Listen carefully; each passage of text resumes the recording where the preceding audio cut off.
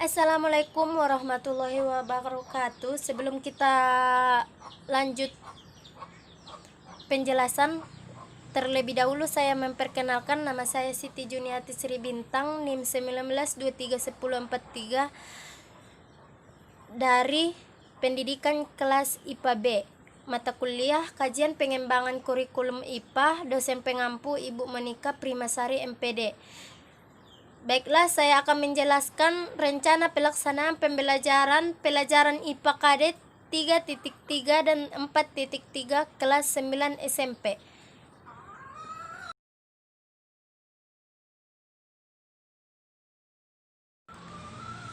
Teori-teori yang akan dibahas dalam rencana pelaksanaan pembelajaran ini adalah 1. KD dan materi pokok, 2. Alokasi waktu, 3. Indikator dan tujuan pembelajaran, 4. Sistematik urutan materi, 5. Metode pembelajaran, 6. Media pembelajaran, 7. Sumber belajar, 8. Bentuk penilaian. KD dan materi pokok itu yang pertama kompetensi dasar. 3.3 menerapkan konsep pewarisan sifat dalam pemuliaan dan kelangsungan makhluk hidup. 4.3 menyajikan hasil penelusuran informasi dari berbagai sumber terkait tentang tanaman dan hewan hasil pemuliaan. Materi pokoknya itu adalah pewarisan sifat. Yang kedua, alokasi waktu. Alokasi waktu per KD 15 jam pelajaran untuk KD 3.3 dan 4.3 kelas 9 SMP IPA. 5 kali pertemuan dalam 3 minggu. 1 minggu 5 jam pelajaran, 3 dan 2 jam pelajaran. Alokasi waktu per materi adalah 1 jam pelajaran sama dengan 40 menit. Materi yang pertama adalah materi genetik, yang kedua hukum pewarisan sifat, yang ketiga pewarisan sifat pada manusia, yang keempat kelainan sifat menurun kepada manusia, 5. Penerapan pewarisan sifat manusia dalam pemuliaan makhluk hidup. Yang ketiga, indikator dan tujuan pembelajaran. Indikator 3.31 menjelaskan molekul yang mendasarkan pewarisan sifat pada makhluk hidup. 3.32 mengidentifikasi struktur molekul DNA. 3.3 mendeskripsikan struktur materi genetik yang bertanggung jawab dalam pewarisan sifat atau DNA, RNA, dan kromosom.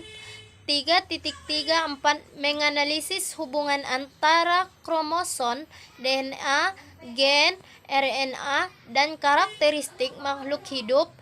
3.35 menjelaskan peranan materi genetik dalam penentuan sifat. 3.36 menentukan hasil persilangan monohibrida dan dihibrida melalui diagram sesuai hukum pewarisan sifat. 3.37 menerapkan hukum Mendel pada pewarisan sifat makhluk hidup. 3.38 mengidentifikasi pewarisan sifat yang ada pada manusia.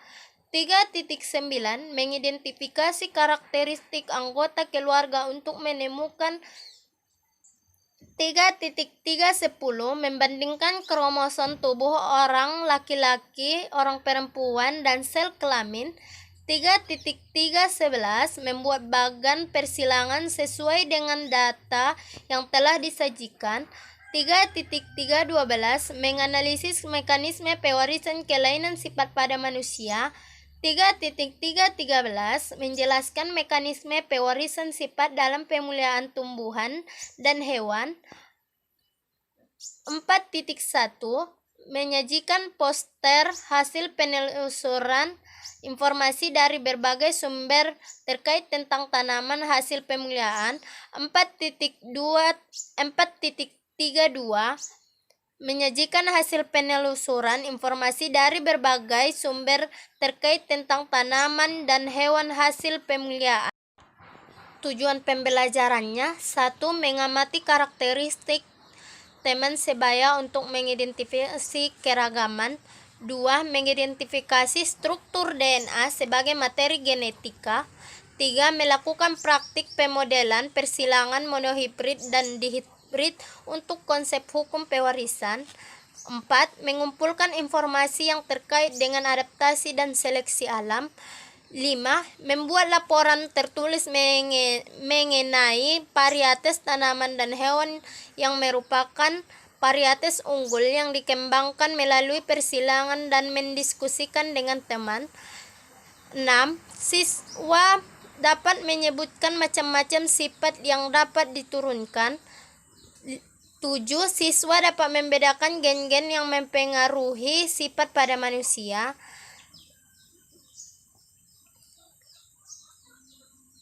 8. Siswa dapat mengerjakan soal mengenai persilangan pewarisan sifat pada manusia.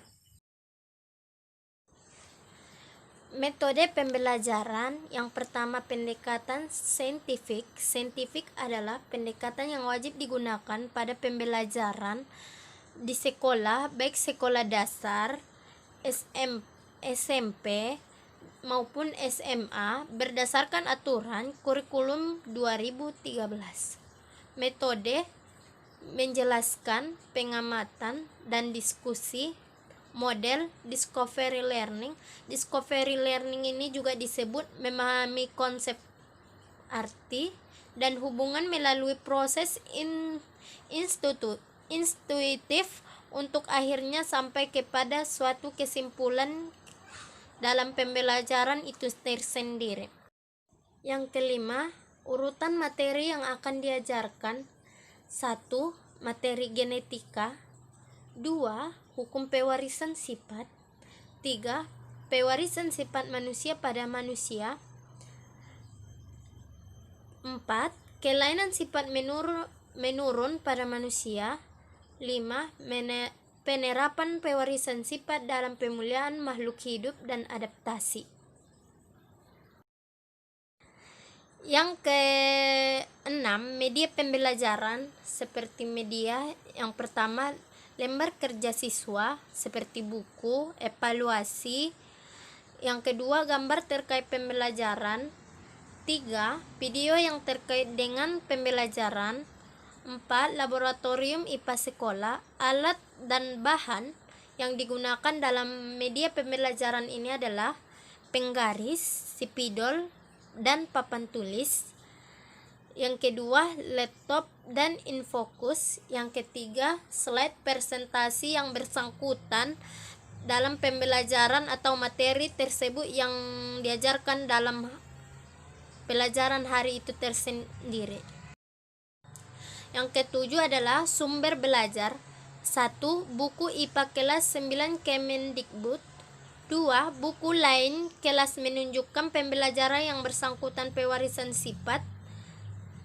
3. Multimedia, interaksi, dan internet.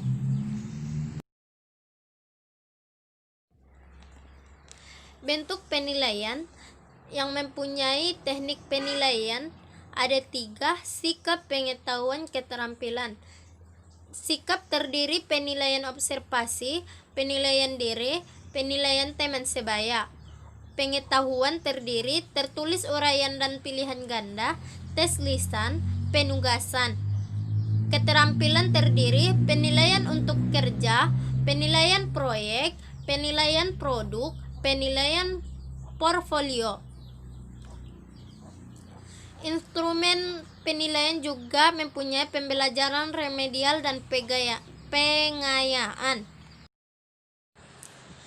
Dalam teknik penilaian itu tadi terdapat sikap yang terdiri penilaian observasi, yaitu penilaian observasi berdasarkan pengamatan sikap dan perilaku peserta didik sehari-hari, baik terkait dalam proses pembelajaran maupun secara umum yang dilakukan oleh guru.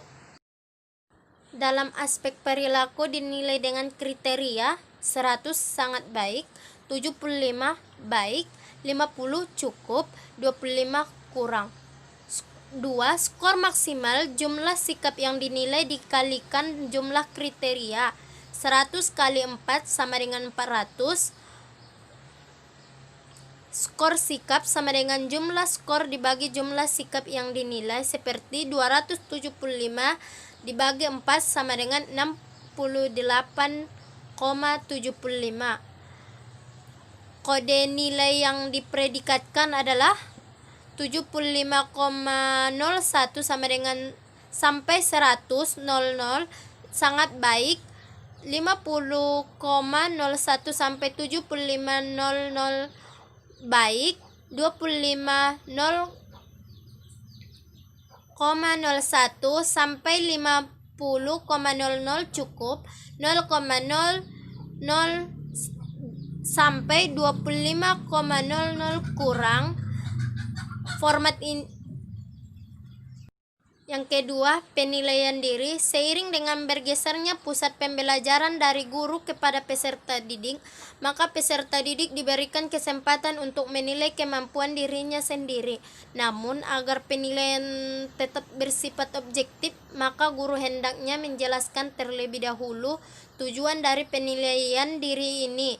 Menentukan kompetensi yang akan dinilai adalah kemudian menentukan kriteria penilaian yang akan digunakan dan merumuskan format penilaian. Jadi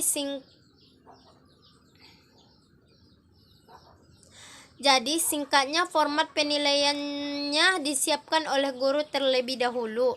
Yang ketiga tadi, penilaian teman sebaya. Penilaian ini dilakukan dengan meminta peserta didik untuk menilai temannya sendiri.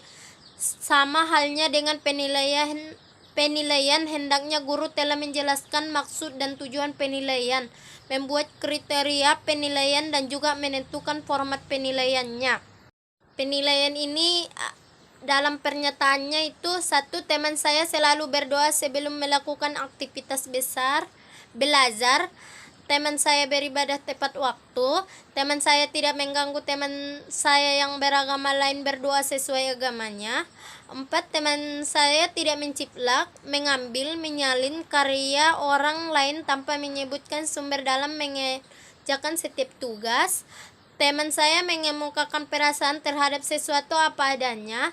Teman saya melaporkan data atau informasi apa adanya tanpa menciplak orang lain. 7. Mau menerima pendapat teman. Dalam pengetahuan tadi tertulis uraian dan pilihan ganda seperti yang ada pada evaluasi. Yang kedua, tes lisan atau observasi terhadap diskusi, tanya jawab, dan percakapan, praktek monolog dan dialog. Yang ketiga tadi, penugasan. Penugasan itu tugas rumah yang terbagi peserta didik menjawab pertanyaan yang terdapat pada buku peserta didik. B. Peserta didik meminta tanda tangan orang tua sebagai bukti bahwa mereka telah mengerjakan tugas rumah dengan baik. C. Peserta didik mengumpulkan jawaban dari tugas rumah yang telah dikerjakan untuk mendapatkan penilaian. Dalam pengetahuan tadi tertulis uraian dan pilihan ganda seperti yang ada pada evaluasi. Yang kedua, tes lisan atau observasi terhadap diskusi, tanya jawab, dan percakapan, praktek monolog dan dialog. Yang ketiga tadi, penugasan. Penugasan itu tugas rumah yang terbagi peserta didik menjawab pertanyaan yang terdapat pada buku peserta didik. B. Peserta didik meminta tanda tangan orang tua sebagai bukti bahwa mereka telah mengerjakan tugas rumah dengan baik. C. Peserta didik mengumpulkan jawaban dari tugas rumah yang telah dikerjakan untuk mendapatkan penilaian. Dalam keterampilan mempunyai penilaian untuk kerja, yaitu penilaian seperti penilaian kinerja adalah kegiatan menilai, mengevaluasi pencapaian, kemampuan, dan melihat pertumbuhan dari peserta didik. Yang kedua, penilaian proyek adalah penilaian yang dilakukan terhadap suatu tugas yang harus diselesaikan dalam periode atau jangka waktu tertentu. Tugas tersebut berupa suatu bentuk investigasi atau penyelidikan. Yang ketiga, penilaian produk adalah penilaian terhadap keterampilan peserta didik dalam mengaplikasikan pengetahuan yang dimiliki ke dalam wujud produk dalam waktu tertentu sesuai dengan kriteria yang telah ditetapkan baik dari segi proses maupun hasil akhir. Yang ketiga, penilaian portofolio adalah merupakan suatu pendekatan dalam penilaian kinerja. Dalam pembelajaran remedial dan pengayaan, yang pertama remedial. Peserta didik yang belum menguasai materi atau belum mencapai ketuntasan belajar akan dijelaskan kembali oleh guru. Guru melakukan penilaian kembali dengan soal yang sejenis atau memberikan tugas individu terkait dengan topik yang telah dibahas. Remedial dilaksanakan pada waktu dan hari tertentu yang disesuaikan. Seperti contoh, pada saat jam pelajaran apabila masih ada waktu, atau di luar jam pelajaran, atau 30 menit setelah jam pelajaran selesai.